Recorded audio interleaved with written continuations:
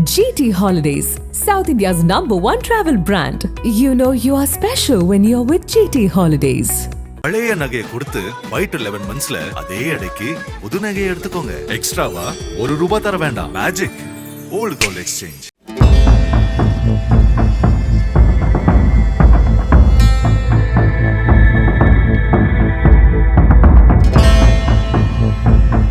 உத்தரப்பிரதேச மாநிலம் காசியாபாத் பகுதியை சேர்ந்தவர் ரிதேஷ்.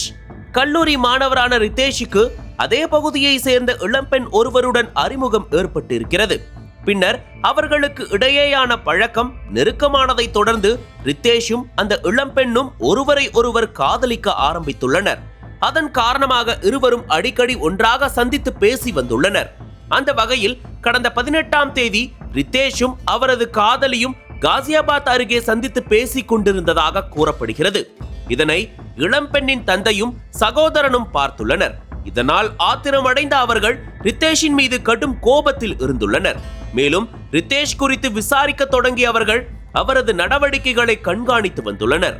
இந்த நிலையில் அதற்கு அடுத்த நாள், அதாவது 19ஆம் தேதி ரிதேஷ் கல்லூரிக்கு செல்வதற்காக வீட்டில் இருந்து கிளம்பியுள்ளார். சாலையில் தனது நண்பருடன் ரிதேஷ் சென்று கொண்டிருந்த போது காரில் வந்த இளம்பெண்ணின் குடும்பத்தினர் ரிதேஷை கீழே தள்ளிவிட்டு கடுமையாக தாக்கினர்.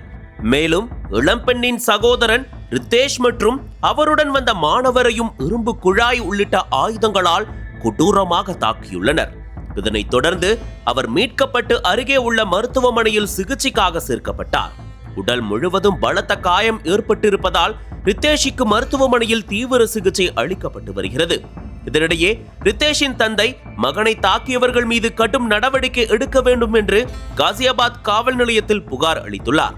அதன் பேரில் பல்வேறு பிரிவுகளின் கீழ் வழக்கு பதிவு செய்த போலீசார் தீவிர விசாரணை நடத்தி வருகின்றனர். இந்த தாக்குதல் சம்பவம் முழுவதையும் அங்கிருந்த ஒருவர் தனது செல்போனில் பதிவு செய்த நிலையில் அது தற்போது சமூக வலைதளங்களில் வெளியாகி வைரலாகி வருகிறது. இந்த வீடியோ ஆதாரங்களின் அடிப்படையிலும் போலீசார் விசாரணை நடத்தி வருகின்றனர்.